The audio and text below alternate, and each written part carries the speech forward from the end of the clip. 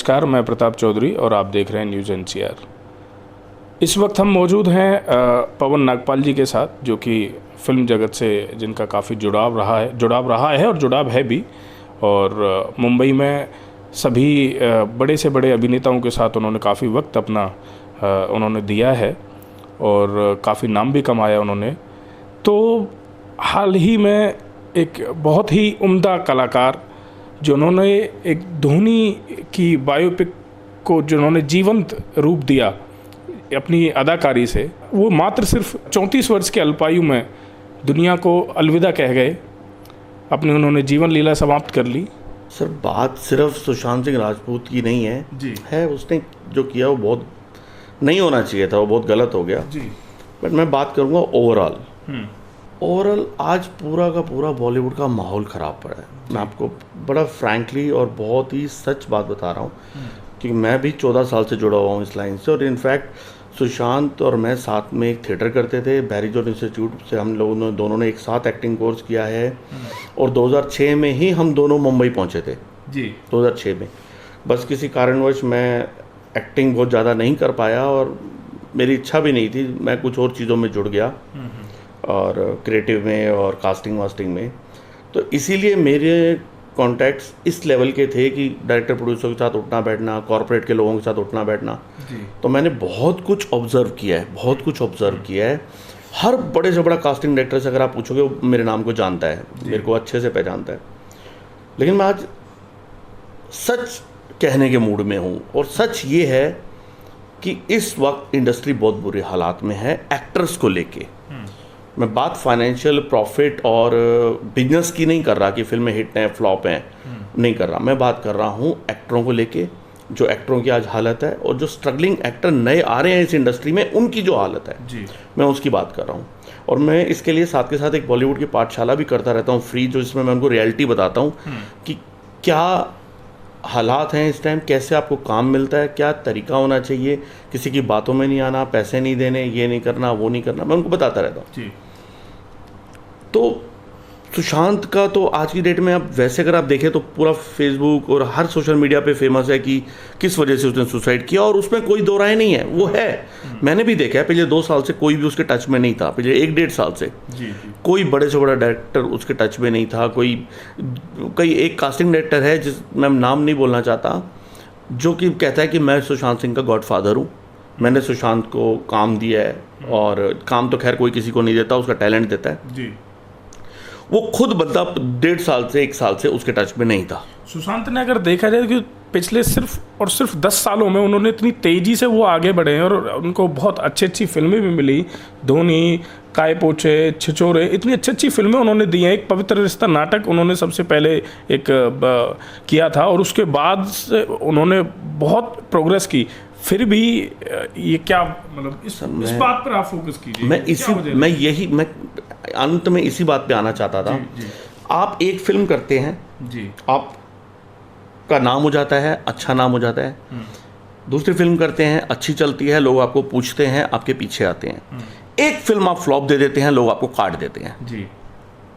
ऐसा क्यों? फिल्म के फ्लॉप होने के रीज़न और भी बहुत सारे हो सकते हैं जी। एक डायरेक्टर भी हो सकता है, एक कहानी भी हो सकती है, कुछ भी हो सकता है। ऐसे ही सुशांत की जैसे ही 2 फिल्में फ्लॉप हुई, इसको उस लॉबी से हटा दिया गया जी। वो इसके साथ उठना बैठना मिलना, इसको बुलाना ख़त्म कर दिया गया। आप देखिए जहाँ जहाँ पे ये जो लॉबी है, ये जहाँ जहाँ पे होती थी, आप कोई भी गूगल पे पिक्चर उठा लीजिए, आपको सुशांत बीच में नहीं दिखेगा। आप खुद ही देख लीजिए, आपको पता चल जाएगा, इसमें कोई गलत नहीं है।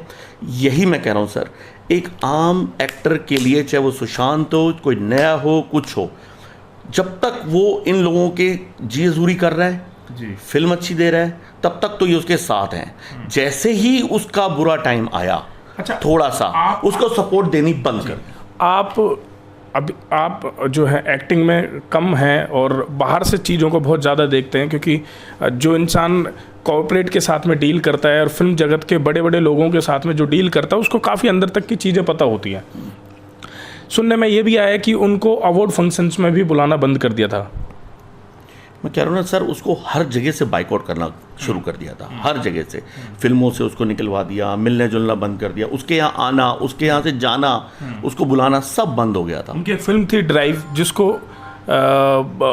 आने ही नहीं दिया, जिसको अब नेटफ्लिक्स पे जो है। बिल्कुल ठीक कह रहे हैं, नहीं किया गया उसको, रिलीज होने ही नहीं दिया गया।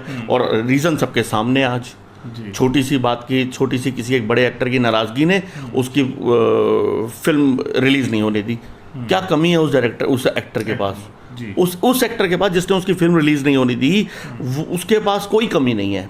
उस इंसान जब बड़ा बनता है, बड़ा एक्टर बनता है, बड़ा इंसान बनता है, तो उसको और झुकना चाहिए, उसको और नरम और नीमा होना चाहिए दूसरों के लिए, उसकी मदद के लिए लोगों के लिए आगे आना चाहिए, ना कि उनके लिए रोड़े खड़े करने चाहिए। भाई देखा जाए तो सालों सालों से मुंबई में, फिल्म जगत में, बॉलीवुड में खान्स, कपूर्स और बच्चन ये सब राज करते आए हैं।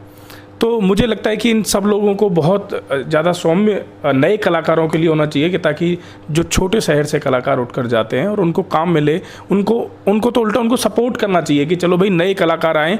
अब हमने जितना टाइम बॉलीवुड को दिया, जो दिया, अब हम इनके गॉडफादर बन के इनकी मदद करें। मुझे लगता है कि ऐसा अगर करें तो बॉलीवुड, हॉलीवुड में जाने की बॉलीवुड के लोगों को ज़रूरत ही नहीं पड़ेगी। सर बिल्कुल ठीक कह रहे हो आप। देखिए, क्या 130 करोड़ में से अगर 5 लाख लोग बॉम्बे में स्ट्रगल कर रहे हैं, तो क्या उनमें टैलेंट नहीं है? क्या सिर्फ गिने चुने 5-10 एक्टरों के बच्चों में ही टैलेंट है?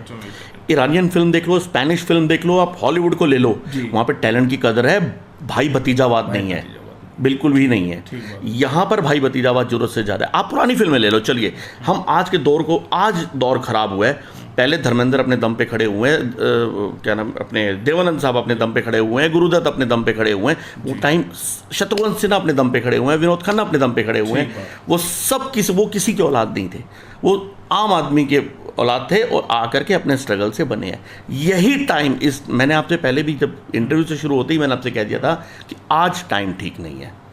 आज वो गैंग बनता जा रहा है, वो एक्टरों के बच्चों का, एक्टरों का, वो चीज़ आज डेवलप होती जा रही है, वो बड़े लेवल पे भी, छोटे लेवल पे भी। अगर आपसे बड़ा कोई है तो आप उससे बात करोगे, उसकी जी हजूरी करोगे। अगर आपसे कोई छोटा है तो कोई किसी से प्यार से बात नहीं करता, कोई किसी, चलिए आप अब मेरे पास ऑडिशन देने आए, आप मुझे नहीं पसंद आए, तो उसको बाहर निकाल दिया जाता है बजाय उसको समझाने के। मैं इसके खिलाफ हूँ। जितने बच्चे हैं अच्छे घरों से, पढ़े लिखे बच्चे बेचारे शहरों से दूर दूर से आते हैं मुंबई में स्ट्रगल करने, और कि घर में उनको सब कुछ होते हुए भी वो वहाँ पर अपने हाथ से खाना बना रहे हैं, पैदल घूम रहे हैं, स्ट्रगल कर रहे हैं, तो इतना भी हक नहीं है उनका कि उनके साथ प्यार से बोला जाए। ठीक बात है। उनको समझाया जाए कि भाई आज नहीं, कल तेरे लिए होगा काम, आज कैरेक्टर में नहीं है। लेकिन नहीं, मैं इस चीज़ के खिलाफ। कोई आपके के लिए कुछ कर सकता है या नहीं कर सकता है, या वो गरीब है, कुछ है, इस चीज़ को मत देखिए, ठीक है? सिर्फ टैलेंट और ईमानदारी के दम पे लोगों को सिलेक्ट करना शुरू करो जी। आपको अच्छा टैलेंट मिलेगा, अच्छी क्रिएटिविटी होगी और अच्छी फिल्में बनेंगी, आई एम श्योर। तो पवन जी का कहना है कि टैलेंट के दम पर बच्चों को, और जो यहाँ से जो कलाकार जाते हैं उनको आप लीजिए। मैंने खुद भी अक्सर ये देखा है कि फरीदाबाद में और फरीदाबाद के आसपास के क्षेत्रों में बहुत से कलाकार ऐसे हैं जो थिएटर आर्टिस्ट हैं, जो कि सिर्फ थिएटर तक ही सीमित रह जाते हैं। तो मैं अपने सहयोगी युवराज सिंह राजपूत के साथ प्रताप चौधरी, नमस्कार।